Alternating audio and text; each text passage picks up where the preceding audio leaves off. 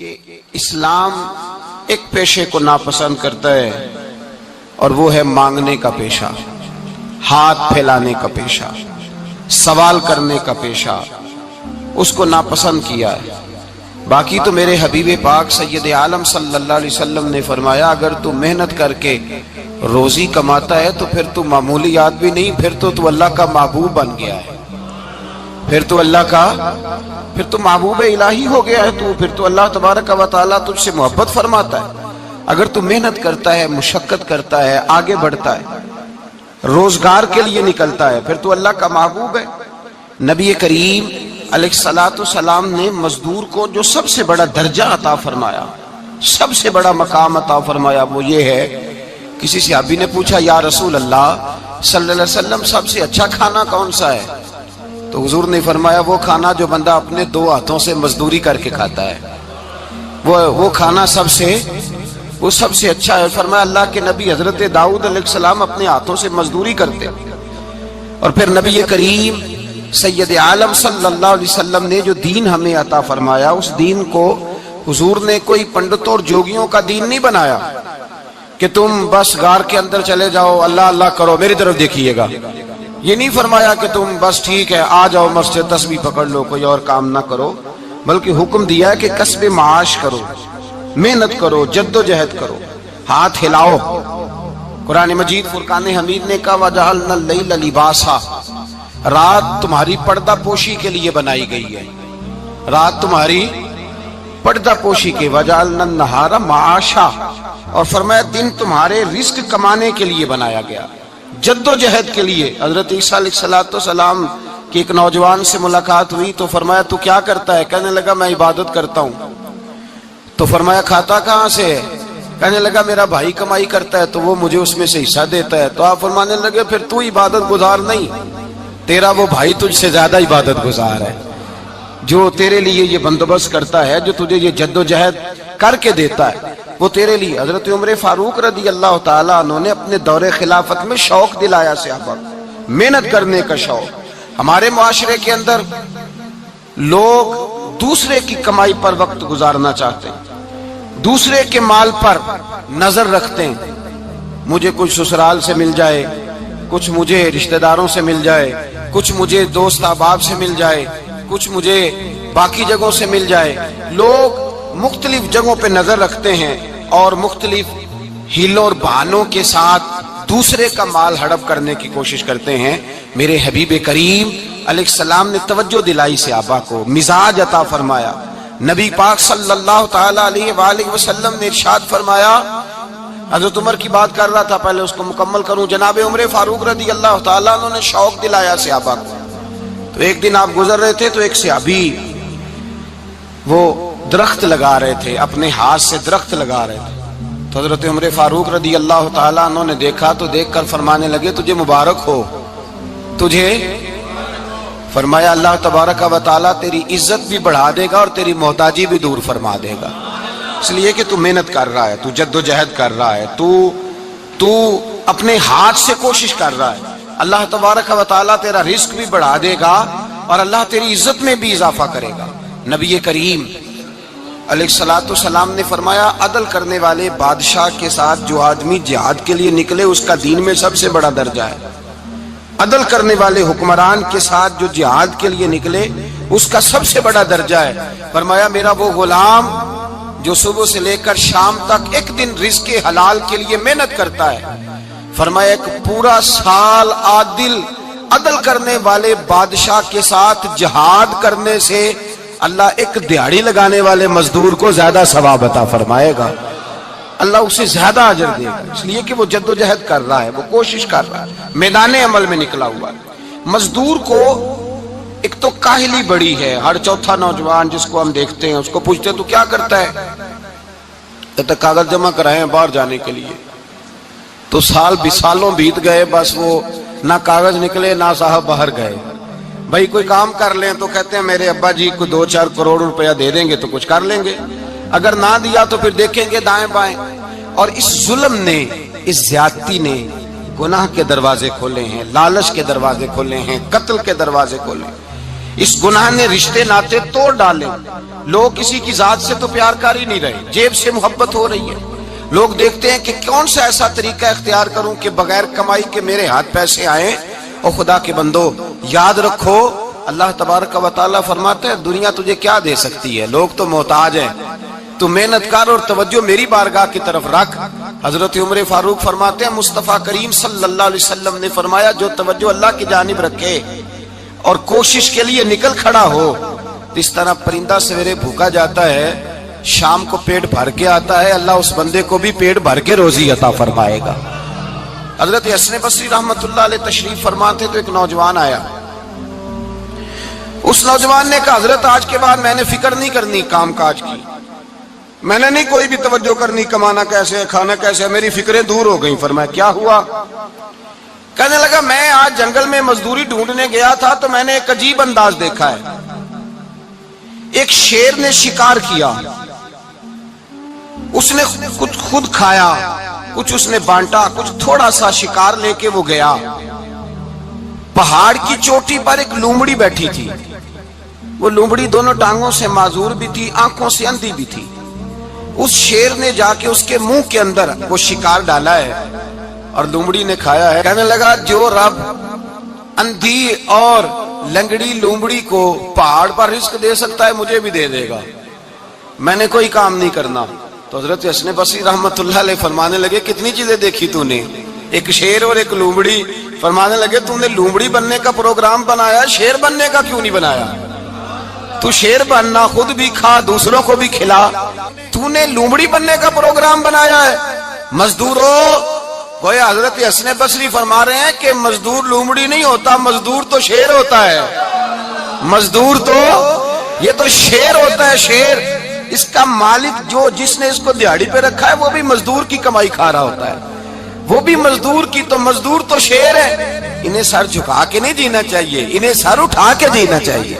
یہ تو بڑے قیمتی وجود کے لوگ ہیں جو مزدوری کرنے نکلتے ہیں, ان کے کچھ حقوق ہیں, کچھ حقوق. ہمارے حکمران بھی حقوق کا تعین کرتے ہیں, کہتے ہیں 15,000 سے زیادہ, یہ جو بجٹ آیا ہے نا اس میں 15,000 سے زیادہ, کہتے ہیں مزدور کی تنخواہ 15,000 ہونی چاہیے. کتنی جی؟ 15,000 سے کون سا گھر چلتا ہے؟ ویسے مولویوں کی بھی اتنی ہے, اور میرے خیال ہے کم مولویوں کی 15,000 ہے, 10 کے قریب ہی ہے. اور اس کو بھی کہتے ہیں کہ تو بڑا کھاتا ہے, ارادہ ہے عید کے بعد تجھے چھٹی کرا دی جائے, بڑے خرچے ہیں تیرے مولوی. 15,000 روپیہ تنخواہ مزدور کی, گزارا ہوتا ہے؟ آؤ میں تمہیں وہ اس بارگاہ پہ لے جاؤں جس نے سب کو شانیں عطا فرمائی ہے. حضرت ابوبکر صدیق رضی اللہ تعالیٰ عنہ خلیفۃ المسلمین بنے. خلیفہ بنے تو سویرے, جس رات خلیفہ بنے سویرے سر پہ ٹوکری رکھی, منڈی کی طرف جا رہے ہیں. حضرت عمر فاروق رضی اللہ تعالیٰ عنہ مولا علی شیر خدا کو کسی نے بتایا کہ وہ تمہارا خلیفہ تو جا رہا ہے مزدوری کرنے, وہ تو جا رہا ہے کمائی کرنے. حضرت علی شیر خدا مولا کائنات جناب فاروق اعظم دونوں نے رستے میں روکا کہ ابو بکر کہاں جا رہے ہو؟ فرمانے لگے کام کرنے جا رہا ہوں, مزدوری کروں گا, منڈی میں جاؤں گا, تجارت کرتا تھا اس کو جاری رکھوں گا, بچوں کا پیٹ بھی تو پالنا ہے. اب تمہاری حکومت کے پیچھے بچے تو نہیں نا بھوکے مروا لینے, میں نے کچھ کرنا تو ہے. حضرت عمر کہنے لگے چلا آ کے بیٹھ, ہم صحابہ کو اکٹھا کرتے ہیں اور مال غنیمت سے تیرا وظیفہ لگاتے ہیں, آپ کو وظیفہ ملے گا ماہانہ. تو آپ بیٹھ کر کے مسجد میں تو ڈیوٹی کریں.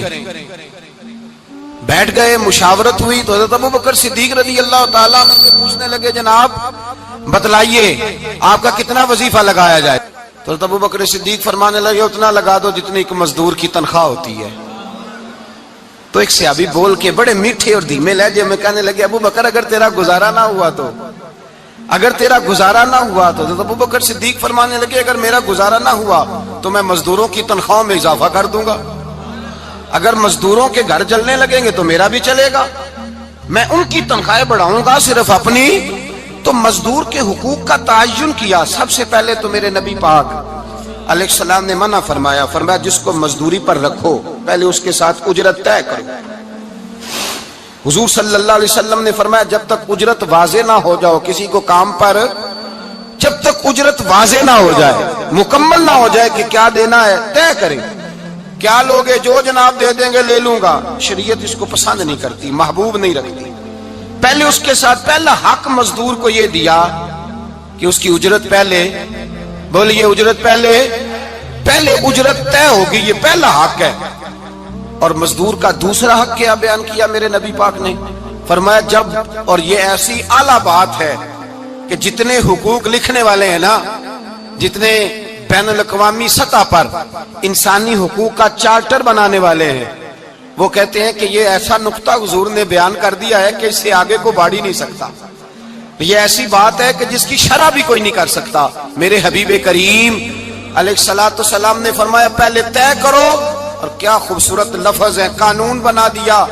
فرمایا جب مزدور مزدوری کر لے تو اس کا پسینہ خشک ہونے سے پہلے اسے ادا کر دینا۔ اس کا پسینہ خشک ہونے سے پہلے اسے اس کی مزدوری دے دو۔ بیچارے نے محنت کی ہے، اپنے گھر جائے۔ یہ نہیں کہ اس نے مزدوری کیا تو تم نے کہا نہیں ادھر سے پینٹ صحیح نہیں ہوا، یہ تو لے جا 2000 اور پھر میں تیرا حساب کروں گا، ابھی ذرا میں چیک کرا لوں 2-4 لوگوں کو بلا کر کے، وہ فلاں جگہ سے نا ایک کونا خالی رہ گیا۔ اللہ سے ڈرنا چاہیے، اللہ سے ڈرنا چاہیے۔ اگر اللہ تبارک و تعالیٰ نے 2-1 آدمیوں کو ملازم آپ کا بنا دیا ہے تو پھر خیال ہونا چاہیے۔ ایک صحابی اپنے خادم غلام کو مار رہے تھے تو میرے نبی پاک تشریف لائے۔ فرمایا کیوں اسے مار رہا ہے؟ حضور غلطیاں بڑی کرتا ہے۔ تو نبی پاک نے فرمایا جتنا تجھے اس پر اختیار ہے نا، اس سے کہیں بڑھ کر میرے رب کو تیرے اوپر بڑا اختیار ہے۔ کہا حضور یہ بڑی غلطی کرتا ہے، میں آخر کتنا معاف کروں؟ تو حضور نے فرمایا اتنا معاف کر جتنا میرا رب تجھے معاف فرماتا ہے۔ پتہ ہے تیری صبح سے لے کر شام تک کتنی کوتاہیاں ہیں۔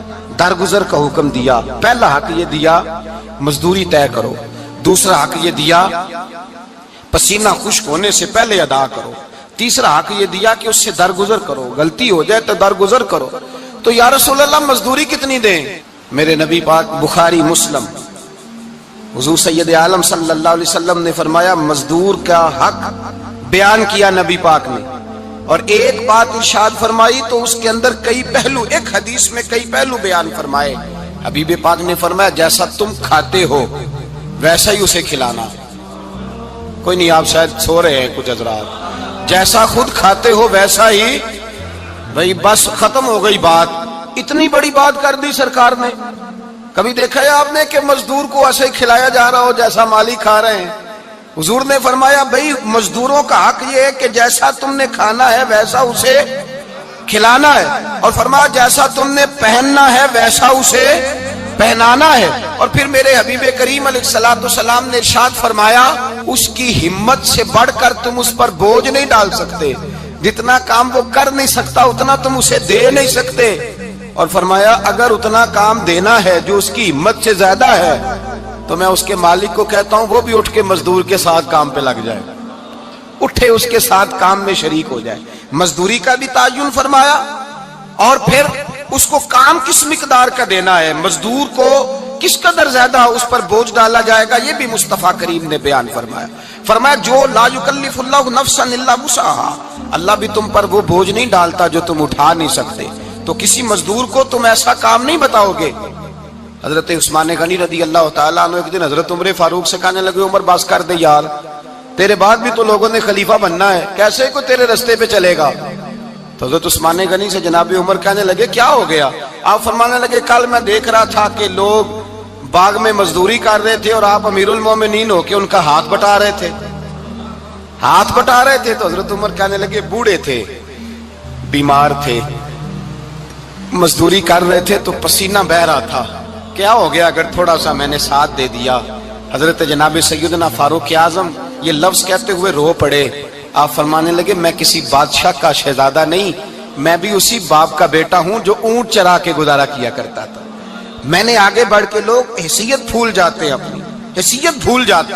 اللہ تبارک و تعالیٰ جب کچھ عطا کرتا ہے ان کا رویہ اپنے ماتحتوں کے ساتھ اتنا سخت اور جابرانہ آمرانہ ہو جاتا ہے، اس قدر زیادہ ان کے لب و لہجے میں کڑواہٹ آ جاتی ہے، اس قدر زیادہ ان کی طبیعتوں کے اندر سختی اور غرور بھر جاتا ہے کہ وہ احساس ہی نہیں کرتے کہ جو سامنے بیٹھا ہے وہ بڑا ایک دکھی انسان ہے اور وہ تکلیف میں ہے، وہ آزمائش میں اپنے آپ کو مبتلا سمجھ رہا ہے۔ حضرت ابو ذر غفاری رضی اللہ تعالیٰ عنہ فرماتے ہیں میں اپنے ماتحتوں کے حق میں بڑا سخت تھا، سخت تھی میری طبیعت، میرے غلاموں کی جرت ہی نہیں تھی کہ وہ میرے سامنے گفتگو کر سکیں اور ٹھہر بھی سکیں۔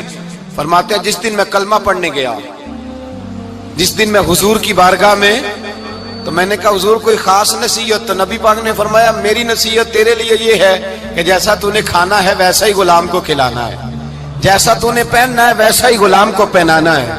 حضرت ابو ذر کہتے ہیں جو میرے اندر کمی تھی وہی میرے نبی نے نصیحت کر دی، جو میرے اندر کوتاہی تھی وہی غیب جاننے والے رسول نے بتلا دی۔ فرماتے میں گھر گیا، جب میں جاتا تھا تو ملازموں کا سانس خشک ہو جاتا تھا، وہ کانپنے ہانپنے لگتے تھے کہ جانے اب یہ کیا کرے گا۔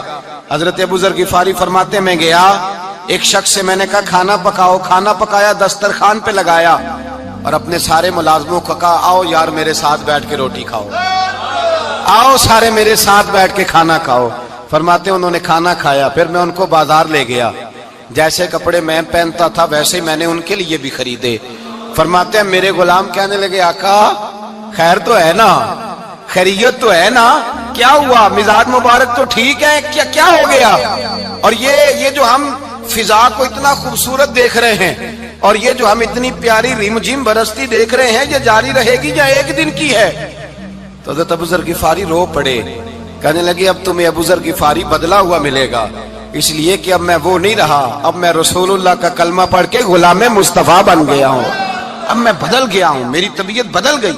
غلاموں کے حق میں حضرت مولا علی شیر خدا غلام کو لے کر کے گئے دکان پر، حضرت مولا علی غلام کو لے کر گئے کپڑے کی دکان پر، 2 جوڑے خریدے، ایک کم قیمت کا ایک زیادہ قیمت کا، ایک کم قیمت کا ایک زیادہ قیمت کا، 2 جوڑے خریدے۔ جب واپس لوٹے تو غلام سے کہنے لگے تو اپنا لے لے۔ غلام کو پتا تھا کہ اس زمانے میں ہوتا کیا تھا، اس نے کم قیمت کا جوڑا اٹھایا۔ حضرت علی فرمانے لگے عجیب آدمی ہے، یہ تو تیرا نہیں، یہ تو میرا ہے۔ اس نے کہا حضور کس طرح سے؟ آپ فرمانے لگے تیرے لیے قیمتی جوڑا اس لیے خریدا ہے کہ تو جوان ہے، اور میں نے اپنے لیے اس لیے چھوٹا خریدا ہے کہ میں تو اب بوڑھا ہو گیا ہوں، مجھے تو حاجت نہیں۔ کہنے لگا حضور بوڑھے اور جوان کا مطلب نہیں، آپ علی ہیں، من کنت مولا فہذا علی، علی مولا، علی مولا، آپ چونکہ مولا علی ہیں اور آپ امیر المومنین ہیں، لہذا آپ نے تخت پر بیٹھنا ہے، آپ نے سلطنت کو چلانا ہے، آپ پہنیے۔ تو حضرت علی فرمانے لگے تو میرا غلام بنا ہے نا، تو نے ابھی میرے نبی کا دیدار نہیں نہ کیا، تو بعد میں آیا ہے نا، اگر تو اس دور میں ہوتا تو جان جاتا کہ یہ عمل میرا ہے، پر اس کے پیچھے جو نصیحت کے پھول ہیں وہ مصطفیٰ کے عطا فرمائے ہوئے۔ تو بھائی یاد رکھیں نبی کریم سید عالم صلی اللہ تعالی علیہ وآلہ وسلم نے تعین فرمایا مزدور کے حقوق کا، تعین کیا۔ حضرت حکیم بن حزام کہتے ہیں میں حضور کی بارگاہ میں بیٹھا تھا تو نبی پاک صلی اللہ علیہ وسلم سے میں نے کہا یا رسول اللہ آپ کو کون سا آدمی پسند ہے، کون سا محنت کرنے والا پسند ہے؟ تو حضور نے فرمایا جس کے دونوں ہاتھ کام کریں، دونوں پیر چلیں اور اس کی پیشانی پر پسینہ آئے، وہ بندہ مجھے بڑا اچھا لگتا ہے۔ جس کی پسینہ آئے، آج لوگ مزدوری نہیں کرتے، دائیں بائیں دیکھتے ہیں، لوگ اپنے اندر وہ توانائی، وہ غیرت، وہ خودداری پیدا نہیں کرتے۔ بھائی گردن کو جھکا دیتا ہے خیرات کا پتھر، جہاں میں مانگنے والوں کے سر کبھی اونچے نہیں ہوتے۔ اور ایک بار کہنے لگے غیرت ہے بڑی چیز جہاں نے تگ و دو میں، پہناتی ہے یہ فقر کو تاج سردارا۔ اپنے اندر یہ توانائی پیدا کرنی چاہیے، یہ کوشش کرنی چاہیے۔ میرے نبی کریم صلی اللہ علیہ وسلم نے فرمایا تمہارے بعض گناہ ایسے ہیں جو صرف تم مزدوری کرنے جاؤ گے تو اللہ تمہاری مزدوری کی وجہ سے ہی تمہارے گناہ معاف فرما دے گا، اللہ تمہاری محنت اور کوشش کے سبب سے تمہاری ان غلطیوں سے درگزر فرمائے گا۔ حبیب کریم سید عالم صلی اللہ علیہ وسلم نے فرمایا مزدور جب قیامت کے دن آئے گا، بھئی عالم تو آیا، صوفی تو آیا، درویش تو آیا، صحابہ تو آئے، ان کا آنا تو شفاعت کے لیے شمار کیا گیا۔ میرے مصطفیٰ نے فرمایا جب مزدور آئے گا، مزدور کی سب سے بڑی غلطی یہ ہے کہ مزدور اپنے آپ کو نیچ سمجھتا ہے، مزدور کی سب سے بڑی غلطی یہ ہے کہ یہ اپنے آپ کو چھوٹا سمجھتا ہے، اس کی زیادتی یہ ہے کہ یہ اپنی سوچ کو بڑا نہیں کرتا، یہ سمجھتا ہے نہیں کہ بھئی میں تو 2 ہاتھوں کی محنت کی کمائی کھاتا ہوں، یہ آرزو کرم اور میں آپ سے کروں یہ بھیک اس کو دیجئے جس کا خدا نہ ہو۔ مزدور کی زیادتی یہ ہے کہ یہ اپنے آپ کو چھوٹا جانتا ہے۔ میرے مصطفیٰ نے فرمایا جب مزدور محنت کرنے والا قیامت کے دن آئے گا تو اس کا چہرہ اس طرح چمکے گا جس طرح 14ویں کا چاند چمکا کرتا ہے، اس قدر اس کا چہرہ چمکے گا جب آئے گا وہ صبح قیامت۔ میرے بھائیوں، مزدور ایک عظیم شخصیت کا نام ہے۔ محنت کرنا، اپنے دونوں ہاتھوں سے مشقت کرنا، جدوجہد کرنا۔ مجھے کئی سارے لوگ، میں جب ملک کے مختلف گوشوں میں جاتا ہوں تو کئی سارے لوگ کہتے ہیں آپ کے ابا جی کا مزار کدھر ہے، آپ کس مزار کے سجادہ نشین ہیں؟ تو میں ان سے کہتا ہوں میں سجادہ نشین نہیں، میں تو کسان کا بیٹا ہوں، اور میں اس شخص کا بیٹا ہوں جو رات کو 2 بجے اٹھ کے بھی گھر سے نکلتے تھے 2 نفل پڑھ کے۔ تو ہم پوچھتے تھے کہ اماں جی ابا جی کہاں گئے؟ تو کہتے تھے چند کھیتوں کو پانی لگانا تھا اور رات کو رخصت ہو گئے۔ فخر کی بات ہے، یہ اعزاز کی بات ہے، یہ اعزاز کی بات ہے۔ ہم نے ساری زندگی ان کے ہاتھ پہ چھالے دیکھے، لیکن بات لفظ زبان پر یہی دیکھی کہ بیٹا عزت والا وہی ہوتا ہے جو اپنے ہاتھوں سے محنت کر کے روزی کھایا کرتا ہے۔ بھائی یاد رکھیں یہ اعزاز کی بات ہے، اعزاز۔ مزدور کا بیٹا فخر کرے، کسان کا بیٹا ناز کرے۔ وہ جو آدمی سویرے جاتا ہے ویلڈنگ کا پلانٹ لے کے کام کرنے، اس کا بیٹا ناز کرے۔ وہ جس کا باپ پھاوڑا چلاتا ہے، چھینی چلاتا ہے، تھوڑا چلاتا ہے، وہ ناز کرے۔ اور مزار صرف ان لوگوں کے نہیں ہوتے جو اللہ اللہ کرتے ہیں، ہو کرتے ہیں، وہ تو قابل اعزاز ہے اللہ کے بندے، ان کے بھی مزار ہوتے ہیں۔ مزار وہ بھی ہوتا ہے جس کو میرے مصطفیٰ نے فرمایا القاسب حبیب اللہ، جو محنت کرتا تھا، ہاتھوں سے جدوجہد کرتا تھا، وہ بھی تو اللہ کا دوست ہے نا، اس کا بھی تو مزار ہے نا، اس کی بھی تو قبر پر انوار ہے جو اللہ کا محبوب ہو کے گیا۔ تو بھائی اپنا اعزاز جانے، سمجھے اس بات کو۔ میرے مصطفیٰ کریم صلی اللہ علیہ وسلم مزدور کو عزت دیتے، وقار دیتے، اور جو حضور کے گھر میں خادم ہوتے ان کی ناز برداری کرتے۔ ہمارے گھر میں جو بی بی برتن دھوتی ہے وہ ہمارے ساتھ بیٹھ کے روٹی نہیں کھا سکتی، اس کو یہ اجازت نہیں ہوتی۔ ہمارا جو مزدور ہوتا ہے نا، ایک صاحب کہنے لگے یہ بچہ میرے پاس کام کرتا ہے، اس کے ابا جی بھی کرتے تھے۔ تو میں نے کہا اس کا مطلب یہ ہے کہ تم نے آگے نہیں بڑھنے دیا، تم نے کہا مزدور ہی رہنا ساری زندگی، یہی رہنا میرے پاس، آگے نہ بڑھنا۔ میرے مصطفیٰ کریم سید عالم صلی اللہ علیہ وسلم کے پاس جو لوگ کام کرتے تھے، محنت کرتے تھے، مشقت کرتے تھے، ہمارا ملازم ڈرتا ہے، کامتا ہے، وہ بات کرتا ہے تو صاحب جی کہتے کہتے زبان تھکتی ہے، 100 دفعہ موڈ کو دیکھتا ہے، گالیاں کھاتا ہے بیچارہ، اس کی عزت نفس کو اچھالا جاتا ہے، اس کو رسوا کیا جاتا ہے، اور وہ بیچارہ رات کو رضائی میں منہ دے کے روتا ہے کہ یار میرے نصیب صرف اس لیے کمزور ہیں کہ میں غریب کے گھر میں پیدا ہوا ہوں۔ ہم احساس نہیں کرتے، اور مزدور کو کبھی موقع مل جائے جان چھوٹنے کا تو بھاگ جاتا ہے۔ ہمارا کردار اور اخلاق ایسا نہیں ہوتا۔ حضرت زید بن حارثہ رسول اللہ کے غلام تھے، نبی پاک کے گھر میں جھاڑو دیتے تھے، برتن مانجتے تھے۔ یہ بچپن میں اپنے قبیلے سے گم ہو گئے تھے، کسی نے اغوا کر کے لا کر کے بیچ دیا، گم ہو گئے تھے، حضور کی بارگاہ عالی مرتبت میں لائے گئے۔ حضرت زید بن حارثہ سارا دن کام کاج کرتے، کوئی آدمی آیا ان کے علاقے کا مکہ مکرمہ، ان کو پہچان کر واپس گیا ان کے قبیلے میں اور جا کے بتلایا کہ تمہارا بیٹا تو محمد ابن عبداللہ صلی اللہ علیہ وسلم کے پاس۔ اس وقت حضور نے بھی اللہ نے نبوت نہیں فرمایا تھا۔ ان کے والد حارثہ چچا لینے آئے اور نبی پاک کے پاس آئے تو 2 تھیلیاں شرفیوں کی بھر کے لائے، کہنے لگے حضور یہ پیسے لے لیں، 2 تھیلیوں میں پیسے ڈالیں، دینار ہے درہم ہے، حضور لے لیں، ہمارا بیٹا دے دیں۔ نبی پاک صلی اللہ علیہ وسلم نے فرمایا تمہیں غلطی لگ گئی ہے، پیسے پیچھے ہٹاؤ، میں زید کو بلاتا ہوں، میں زید کو، ادھر دیکھیے گا، میں زید کو، میں اسے بلاتا ہوں، اگر وہ جانا چاہے تمہارے ساتھ تو مجھے اعتراض نہیں، لے جانا۔ چچا اور باپ کہنے لگے آپ عجیب بات کرتے ہیں، وہ غلامی چھوڑ کے نہیں جائے گا، آپ عجیب بات کرتے ہیں، وہ مزدوری چھوڑ کے بادشاہی اختیار نہیں کرے گا، ہم کھاتے پیتے لوگ ہیں، اس کی ماں ترس گئی ہے اس کو ملنے کو، بہنیں روتی ہیں، وہ جائے گا نہیں۔ میرے حبیب نے فرمایا تم نے ابھی یہ ذائقہ چکھا نہیں، تمہیں اس کا پتہ نہیں، تو میں بلاتا ہوں، اگر جانا چاہے تو پیسوں کی ضرورت نہیں، لے جانا۔ حضرت زید کو پیغام دیا، آئے، حضور نے فرمایا وہ تمہارے والد کھڑے ہیں، وہ چچا ہیں، لینے آئے ہیں۔ جناب زید گئے، باپ کے گلے سے لگے، بچھڑے ہوئے باپ بیٹا ایک دوسرے کو مل کے کھل کے روئے، کہا بیٹا تیری ماں کی آنکھیں پتھر ہو گئی تیرا رستہ دیکھ کے، تیری بہنیں ترستی ہیں تیرے چہرے کے دیدار کو، بیٹا وہ گلیاں بھی روتی ہیں جن میں تو کھیلا کرتا تھا، پر اب فکر کی بات کوئی نہیں، اب کوئی پریشانی نہیں، میں پیسے لایا ہوں تجھے لے جاؤں گا۔ نبی پاک صلی اللہ علیہ وسلم نے دیکھا نا جب باپ بیٹے کی گفتگو ہو گئی، آنسو بہہ گئے، بوجھ ہلکے ہو گئے، تو میرے قریب نے فرمایا زید اگر تم چچا کے ساتھ والد کے ساتھ جانا چاہو تو میری طرف سے اجازت ہے، تم جا سکتے ہو۔ یہ لفظ کہے تو جناب زید دوڑ کے حضور کے قدموں میں آ کے بیٹھ گئے، حضور کے قدموں میں بیٹھ گئے، اور گویا فاضل بریلوی علیہ رحمہ نقشہ بیان کرتے ہیں، کہنے لگے تیرے قدموں میں رہوں غیر کی ٹھوکر پہ نہ ڈال، میں جھڑکیاں کھاؤں کہاں چھوڑ کے صدقہ تیرا، اور تیرے قدموں میں جو ہے غیر کا منہ کیا دیکھے، کون نظروں پہ چڑھے دیکھ کے تلوا تیرا۔ کہنے لگے حضور میں نے نہیں جانا، میں یہیں رہوں گا۔ چچا اور باپ نے دیکھا تو کہنے لگے بیٹا تو غلامی چھوڑ کے نہیں جائے گا، تو ملازمت چھوڑ کے بادشاہی میں نہیں جائے گا۔ تو آپ کے والد کو آپ فرمانے لگے ابا جی ذرا 2 گھڑیاں یہاں رہ کے تو دیکھیں، یہاں 2 گھڑیاں رہ کے تو دیکھیں۔ فرمایا یہاں ملازموں کا وہ اعزاز ہے جو شہزادوں کا ہوا کرتا ہے، یہاں خادموں کی وہ عزت ہے، اور پتہ پھر ان کو مقام کیا ملا، یہ واحد شعبیاں جن کا نام اللہ نے قرآن پاک میں بیان فرمایا ہے، نام اللہ نے قرآن مجید میں بیان فرمایا۔ حضور کا اپنے غلاموں کے ساتھ جو تعلق تھا، اپنے ملازموں کے ساتھ جو رشتہ تھا، بڑا آدمی آتا ہے نا، بڑا آدمی تو لوگوں کی سانس سوکھ جاتے ہیں، اٹھ کے ملتے ہیں، بڑا کچھ کرتے ہیں۔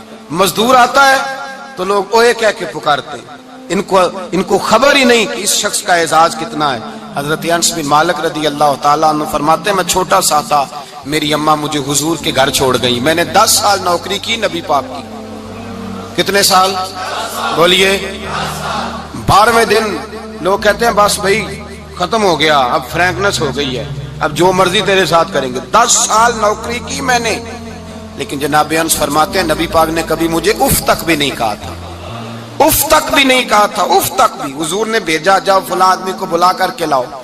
حضرت انس بن مالک رضی اللہ تعالیٰ عنہ فرماتے ہیں میں بلانے گیا، بچہ تھا چھوٹا سا، رستے میں بچے کھیل رہے تھے تو میں ان کے ساتھ کھیلنے لگا، محو ہو گیا، مجھے پتہ ہی نہ چلا وقت کا۔ حضور نے جب مجھے بھیجا تو فرمایا جلدی جانا اور جلدی آنا، اب مجھے خبر ہی نہیں، بڑی دیر ہو گئی۔ حضور وہاں انتظار کر کر کے خود تشریف لائے، کہتے جب نبی پاک آئے تو میں بچوں کے ساتھ کھیل رہا تھا، حضور نے جب مجھے کھیلتے ہوئے دیکھا، میری اچانک نظر پڑی تو میرے ہوش اڑ گئے۔ حضور نے تو کہا تھا جلدی آنا، اور میں یہاں کھیلنے لگا، یہاں اتنا الجھا کہ مجھے خیال نہیں رہا کس کام آیا ہوں۔ حضرت انس فرماتے ہیں میں ڈرنے لگا، جیسے جیسے حضور قریب آتے میری ٹانگیں کانپتی۔ فرماتے ہیں جب نبی پاک قریب آئے تو قربان جاؤں معصوم آمنہ کے، فرماتے ہیں حضور نے میری گردن پہ تھپکی دی، اور حضور نے ہنس کے فرمایا او بھائی لگتا ہے تو کھیل میں گم ہوا ہے تو تجھے یاد ہی نہیں رہا میں نے کس کام بھیجا تھا، تجھے یاد ہی نہیں رہا۔ کہ یا رسول اللہ صلی اللہ علیہ وسلم میں بھول گیا تھا، میں ابھی جاتا ہوں۔ کیا انداز ہے، کیا شفقت ہے، کیا رنگ ہے، حضور میں ابھی گیا اور ابھی آیا۔ نبی پاک نے فرمایا نہیں یار تو کھیل میں خود ہی چلا جاتا، تو کھیل یہاں میں خود جاتا۔ یہ اعزاز، یہ فضیلت، یہ درجہ کس نے ذروں کو اٹھایا اور صحرا کر دیا، یہ کس نے قطروں کو ملایا اور دریا کر دیا، یہ کس کی حکمت نے یتیموں کو کیا در یتیم اور غلاموں کو دنیا بھر کا مولا کر دیا، یہ کس نے اتنا۔ میرے بھائی مزدور کو حضور نے اعزاز دیا، نبی پاک اپنے ہاتھ سے کام کرنے والے کے ساتھ اس نے سلوک کرتے، محبت کرتے، پیار کرتے۔ ایک بوڑھی اماں تھی جو مسجد میں جھاڑو دینے کی مزدوری کرتی تھی۔ کیا کام کرتی تھی؟ دعا کریں اللہ ہم سب کو مسجد کی صفائی کی توفیق عطا فرمائے۔ بوڑھی اماں تھی، مسجد کی صفائی کرتی تھی، نوکری کرتی تھی، بیمار ہو گئی، بخاری شریف میں موجود ہے۔ اللہ کے محبوب صلی اللہ علیہ وسلم روز تیمارداری کرنے جاتے، ایک وقت ایسا آیا کہ دن میں 2 مرتبہ حضور تیمارداری کرنے جاتے۔ ایک شام نبی پاک نے فرمایا اس کا انتقال ہو جائے تو مجھے اطلاع کرنا۔ صحابہ کہتے ہیں رات کے وقت ان کا انتقال ہوا، ٹھنڈ کا موسم تھا، ہم نے حضور کو تکلیف دینا مناسب نہ سمجھا، ہم نے دفن کر دیا۔ سویرے اللہ کے حبیب نے پوچھا تم نے مجھے اطلاع کیوں نہیں دی؟ حضور سردی بڑی تھی۔ کون جاتا ہے مزدوروں کے جنازوں میں؟ کون جاتا ہے مزدوروں کے جنازے میں؟ یہاں تو اب جنازے بھی سیاسی ہو گئے ہیں، اب تو کوئی بہت بڑا امیر آدمی فوت ہو جائے تو وہاں رش ہوتا ہے، وہاں رش ہوتا ہے، गरीबों का तो जनाजा भी कोई नहीं पढ़ता। हजरत जनाब सैयदना अबू हुरैरा रदी अल्लाह ताला अन्हु फरमाते हैं, हुजूर ने फरमाया मुझे इत्तिला क्यों नहीं दी, तुम्हें उसके एजाज का नहीं पता? वो मजदूर थी, मस्जिद में झाड़ू देती थी, तुमने खबर ही नहीं दी। हुजूर विशाल हो गया, फरमाया चलो मुझे बताओ कब्र कहाँ है। हुजूर सारा कुछ जानते हैं, लेकिन ये सारी तमीद इसलिए बयान की कि एक मजदूर की शान वाज़े हो जाए। फरमाया बताओ कब्र कहाँ है। सहाबा कहते हम कब्र पे ले गए तो मेरे नबी ने फरमाया सफे बनाओ, मैं दोबारा जनाजा पढ़ाऊंगा। मैं दोबारा जनाजा नहीं हो सकता। उस वक्त हो सकता है जब वारिस ने ना पढ़ाओ, फिर दूसरा जनाजा जायज है। वारिस ना पढ़े तो उससे पहले 20 जनाजे भी हो जाएं, तो जब वारिस पढ़ ले फिर दूसरा जनाजा नहीं हो सकता। हुजूर ने दूसरा जनाजा इसलिए पढ़ा है कि हुजूर अपनी सारी उम्मत के वारिस हैं, नबी पाक सारी उम्मत के वारिस हैं। फरमाया पर बनाओ सफे, मैं जनाजा पढ़ाता हूं। मजदूर को एजाज दिया, प्यार किया। हजरत अब्दुर्रहमान इब्ने औफ रदी अल्लाह ताला अन्हु फरमाते हैं, एक दिन मेरा दिल किया था कि मैं गरीब हो जाऊं। क्या हो जाऊं? आप अपने लिए दुआ ना करें, लेकिन हजरत अब्दुर्रहमान इब्ने औफ के अल्फाज तो दोहराएं। वो क्या कह रहे हैं कि मेरा दिल करता था मैं अल्लाह, एक दिन मेरा, बड़े अमीर आदमी थे ना, सहाबा में सबसे ज्यादा अमीर, फरमाने लगे एक दिन मेरा दिल किया मैं गरीब हो जाऊं, गुर्बत पसंद कर लूं। असल में गरीब को अपनी शान का नहीं ना पता। इसे जिस दिन पता चल गया कि मैं गरीब की अजमत कितनी है, गरीब हर वक्त अपने आप को कोसता ही रहता है। और मैं अक्सर कहता हूं कि ये बड़े का कसूर नहीं कि उसने तुझे छोटा जाना है, ये तेरा कसूर है। तू एहसास कमतरी में क्यों मुब्तला हुआ? तूने अपने आप को छोटा क्यों जाना? तूने अपने आप को कमजोर क्यों समझा? तूने क्यों समझा कि मैं मजदूर हूं तो मेरी इज्जत ही कोई नहीं, मेरा मकाम कोई नहीं? क्यों तूने ऐसा समझा अपने लिए? हजरत अब्दुर्रहमान, मेरे भाई याद रखें, जब गरीब को पता चले मेरी शान क्या है, मेरे नबी पाक ने फरमाया मैं गरीबों के बीच आया हूं, मैं गरीबों में रहा हूं, मेरे दाएं बाएं गरीब रहते हैं, और कयामत के दिन जब मैं जन्नत में जाऊंगा तो मेरे आगे पीछे गरीब लोग ही होंगे, मैं गरीबों के साथ मिलकर जन्नत में जाऊंगा। हजरत अब्दुर्रहमान इब्ने औफ कहते हैं एक दिन मेरा भी दिल किया था, ये सबसे अमीर थे सहाबा में, और हुजूर ने फरमाया तू पक्का जन्नती है पर सबसे आखिर में जन्नत में जाएगा, इसलिए कि जितना माल है उतना हिसाब भी तो देना है ना, पक्के। हजरत अब्दुर्रहमान इब्ने औफ कहते हैं एक दिहाड़े दिल किया था कि मैं माड़ा होता, मैं गरीब होता, मैं गरीब होता, ये दिल किया मेरा। कहा किस तरह? फरमाने लगे एक मजदूर से आप भी थे, हजरत साद अंसारी नाम था, वो हुजूर से मिलने आए। जब उन्होंने हाथ मिलाया ना नबी पाक से, तो हुजूर ने उनका हाथ थाम लिया। गरीबों कमाल कर दी मेरे मुस्तफा करीम ने, नबी पाक ने हाथ थामा, हुजूर ने हाथ, आपको इस बात की लज्जत नहीं आई शायद, नबी पाक ने हाथ थामा मजदूर का। मजदूर कहता मैंने छुड़ाना चाहा तो हुजूर ने पकड़ लिया दबा के, और जब थाम लिया तो मैं ठहर गया, मैं अपनी किस्मत पे नाज करने लगा। हुजूर ने मेरा हाथ खोला, कहते हाथ पे छाले थे, जगह जगह छाले बने हुए थे। तो नबी करीम सल्लल्लाहु ताला अलैहि वसल्लम ने हाथ खोल के फरमाया साद ये क्या हुआ? अर्ज की हुजूर गरीब हूं, बूढ़े माँ बाप हैं, छोटे छोटे बच्चे हैं, बहन भाइयों के हुकूक हैं, बीवी के मुंह में हलाल का लुकमा देना होता है। या रसूल अल्लाह फावड़ा लेके, कई लेके, कुदाल लेके, बेलचा लेके मजदूरी करता हूँ, मैदान में निकलता हूँ, सुबह से गया था अब आया हूँ, हाथों में निशान पड़ गए हैं। हजरत अब्दुर्रहमान इब्ने औफ फरमाते हैं जिसके कदम चूमने को दुनिया तरसे, उस रसूल ने सर मुबारक झुकाया और गरीब के हाथ को चूम लिया। नबी पाक ने बोसा दिया और फिर फरमाया क्या? फरमाया ये वो हाथ हैं जिनसे खुदा भी प्यार करता है, मोहम्मद मुस्तफा भी मोहब्बत फरमाते हैं। नबी रहमत अलैहिस्सलाम ने फरमाया ये तेरा वो हाथ है जिससे अल्लाह भी प्यार करता है और अल्लाह का। तो मजदूर को फिर नाज करना चाहिए कि परेशान रहना चाहिए? बोले ना, मजदूर को नाज करना चाहिए ना, उसको अपना हाथ खोल खोल के देखना चाहिए और उसे कहना चाहिए अल्लाह ने मुझे वो हाथ अता फरमाया जिससे रब भी प्यार करता है, मुस्तफा भी प्यार करते हैं। उसे तो एजाज समझना चाहिए, फजीलत जाननी चाहिए, उसे तो नाज करना चाहिए। अल्लाह तबारक व तआला ने मुझे ये एजाज दिया है। किसान जो खेतों में मजदूरी कर रहा है, वो मजदूर जो किसी फैक्ट्री में गया है, रिज़्क़े हलाल की तलाश में निकला है, उसे तो मेरे भाई नाज करना चाहिए, उसे तो खुश होना चाहिए कि अल्लाह ने मुझे ये फजीलत दी। तरसते हुए गरीब, जानबूझ के अपने आप को परेशान रखते हुए लोग अगर जान जाएं कि फजीलत क्या है, अजमत क्या है, और फिर गुलाम के साथ सलूक क्या करना है, ایک یہودی کا بیٹا نبی پاک کی خدمت کرتا تھا اکثر. یہودی کا بچہ، وہ بیمار ہو گیا، روز آتا تھا، چھوٹے موٹے کام کرتا تھا، بیمار ہو گیا. حضور نے فرمایا چلو تیمارداری کرنے چلتے ہیں. کس کی؟ جی غلام کی، نوکر کی. یہاں صاحب کہتے ہیں 5,000 روپیہ لے جاؤ، وہ بڑے احسان کے ساتھ 5,000 روپیہ لے جاؤ اور دے آنا، اور اسے کہنا سر جی پوچھ رہے تھے تیرا کیا حال ہے. وہ بات ختم ہو گئی. حضور بنفس نفیس گئے اور غریب کا گھر تھا.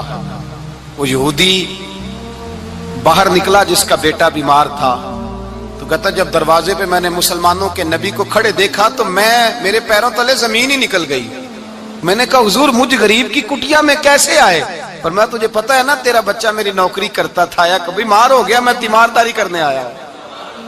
وہ یہودی کہتا مجھے خیال یقین ہی نہ آئے کہ میرے گھر میں حضور، تو امیر حرم، میں غریب بے نوا، تو کجا من کجا، میرے گھر میں حضور آئے.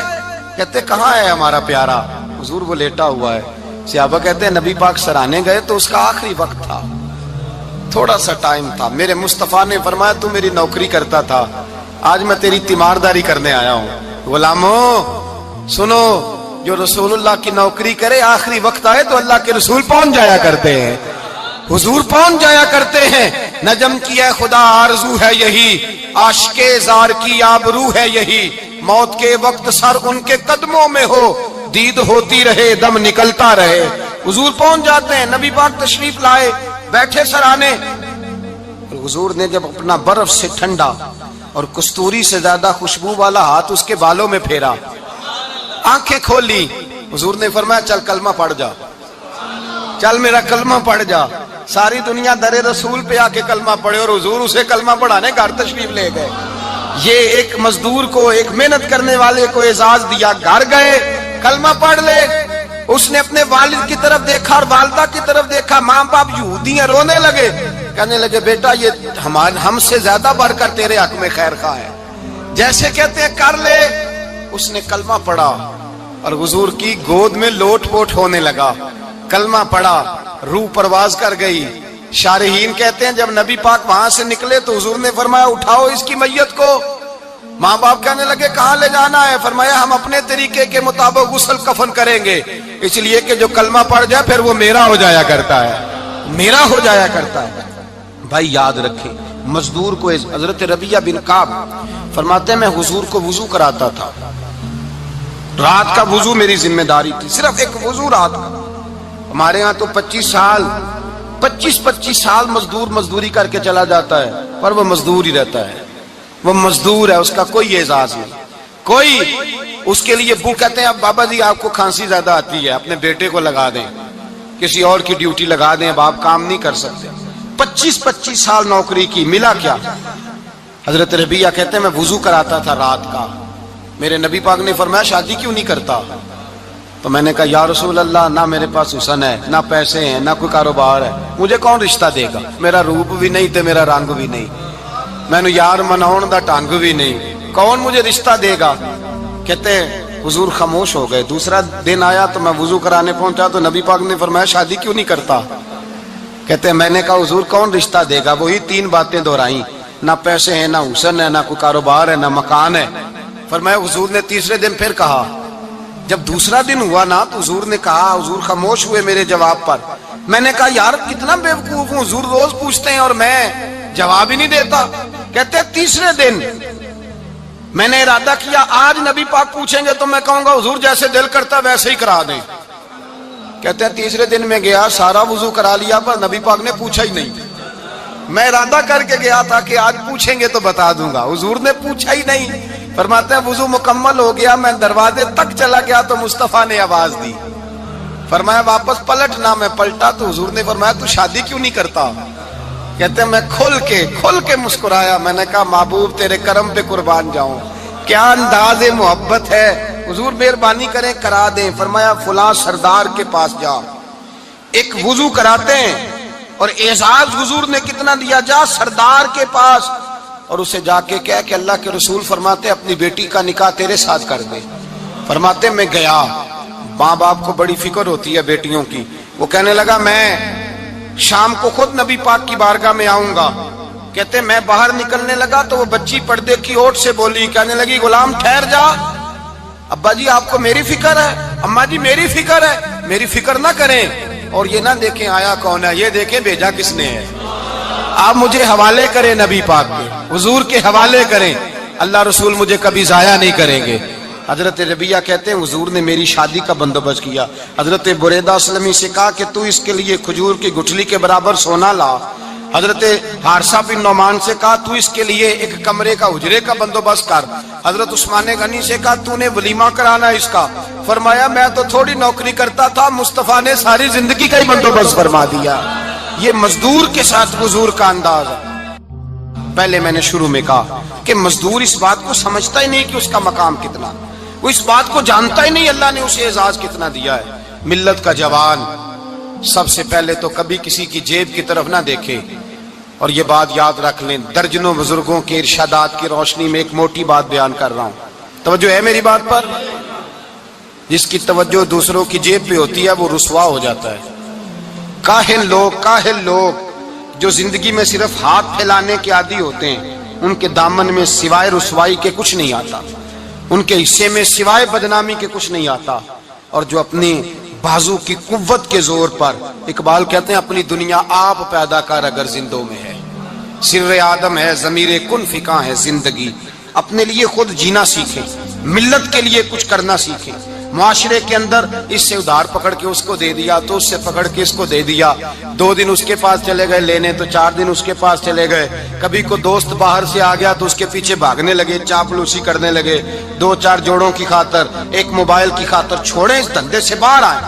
میں نے کہا ایک پیشہ برا ہے, ایک پیشہ, اور وہ ہے ہاتھ پھیلانا, باقی کوئی پیشہ برا نہیں. 18 گھنٹے مزدوری کرو, نکلو باہر نکلو, میدان میں آؤ, جدوجہد کرو, مزدوری کرو جب تیرا ہاتھ مزدوری تک جائے. اور یاد رکھو رزق حلال کھانا ہے اور رزق حلال ہی کھلانا ہے.